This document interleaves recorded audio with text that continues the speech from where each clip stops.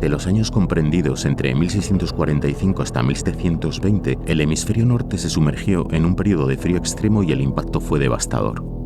El enfriamiento del siglo XVII no solo trajo consigo bajas temperaturas, sino que desencadenó una crisis global que sacudió una sociedad tras otra. A medida que los termómetros descendían, la producción agrícola se vio afectada. Las revueltas, revoluciones y guerras se multiplicaron rápidamente. Este enfriamiento no siempre fue la causa directa de los desastres, pero sin duda desempeñó un papel importante en su agravamiento. La escasez de alimentos se extendió y las economías se desmoronaron.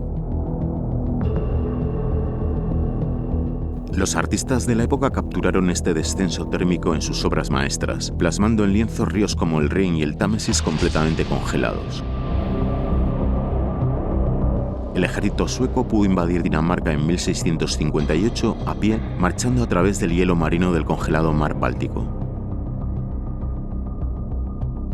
Los glaciares alpinos crecieron de manera desenfrenada, destruyendo poblaciones y cultivos a su paso, dejando testimonio visual de este drástico cambio de temperatura. El Sol a simple vista puede parecer una esfera constante de luz que recorre los cielos día tras día. Sin embargo, en realidad experimenta un ciclo de actividad que se repite aproximadamente cada 11 años, durante el cual se producen cambios significativos en su comportamiento. En la superficie del Sol ocurren procesos turbulentos. Con una temperatura de alrededor de 5.500 grados centígrados, el Sol es un hervidero de actividad. Constantemente arroja gases y partículas cargadas eléctricamente hacia el espacio, creando lo que conocemos como el viento solar. La actividad solar está estrechamente ligada al campo magnético del Sol. Este campo magnético es enormemente poderoso y se extiende hasta los límites de nuestro sistema solar, desempeñando un papel crucial en la protección de los planetas frente a la dañina radiación cósmica. El campo magnético se genera a partir del plasma solar. Los átomos de los gases se han calentado tanto que los electrones con carga eléctrica negativa se separan de los núcleos, que tienen carga eléctrica positiva, y se mueven libremente. Esto crea una mezcla de partículas cargadas eléctricamente que son impulsadas por la rotación del Sol. Cargas eléctricas en movimiento generan campos magnéticos. A medida que se mueven se generan complejas líneas del campo magnético que se entrelazan, se enroscan y se cortan.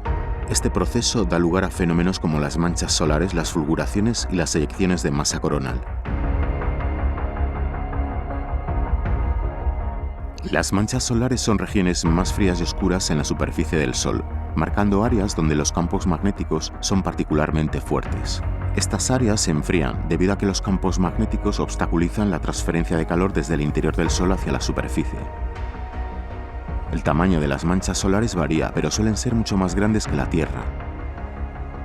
El ciclo solar, que tiene una duración aproximada de 11 años, marca los periodos de máxima y mínima actividad solar. Durante el máximo solar, el Sol exhibe una intensa actividad. El Sol crepita con energía y las manchas solares acribillan su superficie, y ocurren frecuentes erupciones solares, eyecciones de masa coronal y los polos norte y sur magnéticos intercambian sus posiciones. En contraste, durante el mínimo solar la actividad disminuye y se observa un número menor de manchas solares y una reducción en la actividad magnética. Además de estos ciclos de 11 años, el Sol también pasa por grandes mínimos solares y grandes máximos solares de actividad que pueden durar décadas. El gran mínimo solar más famoso de todos es sin duda el mínimo de Maunder. Durante este gran mínimo solar, un periodo de aproximadamente 75 años que ocurrió entre 1645 y 1720, hubo una notable falta de manchas solares en la superficie del Sol. Este periodo coincidió con la pequeña edad de hielo, un tiempo de enfriamiento climático que duró desde el siglo XIV hasta el siglo XIX. Durante este enfriamiento, las temperaturas en el hemisferio norte disminuyeron en aproximadamente 1 grado centígrado en comparación con el siglo XX. Muchas de las décadas más frías de la pequeña edad de hielo coincidieron con periodos de actividad solar reducida. Las causas del enfriamiento siguen siendo tema de controversia y estudio científico. La combinación de dos factores naturales parece que pudo desempeñar un papel importante en el desencadenamiento de esta alteración del clima: una baja actividad solar y poderosas erupciones volcánicas tropicales. La irradiancia solar total, TSI por sus siglas en inglés, es una medida de la cantidad total de energía solar que llega por metro cuadrado a la superficie de la atmósfera de la Tierra. Podemos considerarla como el brillo del Sol. A lo largo del ciclo solar de aproximadamente 11 años, la TSI experimenta fluctuaciones. Durante los máximos solares, cuando la actividad solar es mayor, la irradiancia total tiende a ser ligeramente más alta, mientras que durante los mínimos solares, cuando la actividad solar es más baja, la irradiancia tiende a ser un poco menor. Pero la variación experimentada es muy pequeña, de aproximadamente 1 vatio por metro cuadrado, o alrededor de tan solo el 0,07%. El valor medio de esta magnitud de la irradiancia total es aproximadamente de 1.361 vatios por metro cuadrado. Varios estudios utilizando modelos climáticos ejecutados en supercomputadoras concluyen que una disminución en el brillo del Sol equiparable a la del mínimo de Maunder tan solo reduce unas pocas décimas la temperatura media global sobre la superficie terrestre. Es decir, se considera que el impacto en la temperatura media global de las variaciones en la actividad del Sol es pequeña. Sin embargo, a escala regional puede haber un impacto considerable. Hay un notable interés y debate en torno a los mecanismos que pueden amplificar en determinadas zonas del planeta los efectos de esas pequeñas variaciones de energía solar que llega a la Tierra. Se ha planteado la hipótesis de que la baja actividad solar durante el mínimo de Maunder puso en marcha una secuencia de eventos en la Tierra que comenzaron con una reducción de la capa de ozono estratosférico, como consecuencia de la menor emisión de radiación ultravioleta por el Sol. Esa reducción a su vez provoca cambios de temperatura en la estratosfera, y esto modifica la dinámica de la atmósfera inferior, especialmente los patrones de viento y clima. El enfriamiento no es uniforme. Mientras que las áreas de Europa se enfriaron durante el mínimo de Maunder, otras áreas como Alaska y el sur de Groenlandia se calentaron simultáneamente.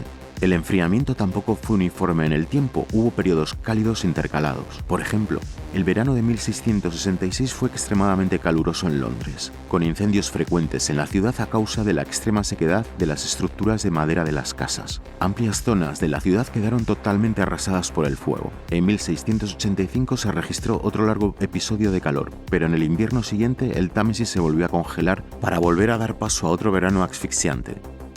Durante la pequeña edad de hielo el clima parecía haberse vuelto loco. Los escritos de la época hablan de vientos nunca vistos acompañados de lluvias torrenciales con importantes crecidas de ríos. En 1709, la noche de Reyes, del 5 al 6 de enero, la temperatura cayó en París de los 10 grados centígrados a los menos 30 grados centígrados. En contraste, el Sol ha sido inusualmente activo en el siglo XX, un periodo que los expertos solares llaman el máximo moderno. Comenzó cerca del cambio del siglo XIX al XX, cada ciclo solar ha sido cada vez más activo hasta alcanzar su punto máximo durante el ciclo solar 19 en 1957. La actividad solar luego ha disminuido durante la segunda mitad del siglo XX. El tramo de alta actividad llegó a su fin definitivamente en la primera década del siglo XXI con el ciclo solar 23, que tuvo un mínimo inusualmente largo y bajo. El ciclo solar 24 pasó a tener uno de los máximos más bajos de los últimos 70 años, y se espera que el ciclo solar 25 en el que estamos sea similar, aunque está siendo un poco más activo de lo previsto. Mientras tanto, la temperatura media global de la superficie de la Tierra ha continuado aumentando rápidamente. Los científicos se han preguntado, si el Sol estuviera al borde de un nuevo gran mínimo, ¿cómo afectaría el calentamiento global? Si un gran mínimo solar lo suficientemente fuerte como para reducir la irradiancia total solar en un 0,25%, una disminución de 3,4 vatios por metro cuadrado, comenzara en 2025 y durara hasta 2065, y si las emisiones de gases de efecto invernadero avanzasen por un camino más bajo en las próximas décadas, un mínimo similar al de Maunder podría reducir la cantidad de calentamiento global esperado para 2065 en alrededor de un 20%. Sin embargo, el efecto sobre ciertas regiones podría ser mayor, como ocurrió durante el mínimo de Maunder. El otro factor natural que se considera jugó un papel importante son las erupciones volcánicas. En el siglo XVII, los astrónomos coreanos informaron en 38 ocasiones de extraños fenómenos atmosféricos que oscurecían los cielos de día. En la misma época, los japoneses vieron con frecuencia un cielo enrojecido, producto de potentes erupciones volcánicas que arrojaron enormes cantidades de dióxido de azufre a la atmósfera. Aquel velo reflejó parte de la radiación solar, enfriando las temperaturas de buena parte del planeta. En 1640 a 1641, los volcanes Villarrica de Chile y Parker de Filipinas contribuyeron a agravar la situación. La fabulosa concentración de ceniza emitida por las 12 erupciones volcánicas que se produjeron en el Pacífico entre 1638 y 1644 contribuyó a enfriar y desestabilizar el clima de la Tierra. Cuando un volcán entra en erupción, expulsa grandes cantidades de gases y partículas a la atmósfera. Algunas de estas partículas pueden llegar a la estratosfera. Una vez en la estratosfera pueden esparcirse por todo el mundo debido a los patrones de circulación atmosférica. Estas partículas reflejan parte de la luz solar enviándola de nuevo al espacio e impidiendo que llegue a la superficie de la Tierra. Esto puede causar un enfriamiento temporal en la temperatura global. La disminución de temperatura puede durar varios años, ya que las partículas pueden permanecer en la atmósfera durante mucho tiempo antes de disiparse. La comprensión completa de este fenómeno climático complejo sigue siendo objeto de investigación activa y se requieren más estudios para obtener una imagen más precisa de sus causas y dinámicas. Por ejemplo, Radicals es una misión espacial canadiense programada para ser lanzada en 2026, que tiene como objetivo estudiar cómo la radiación espacial, incluida la del Sol, afecta al clima de la Tierra.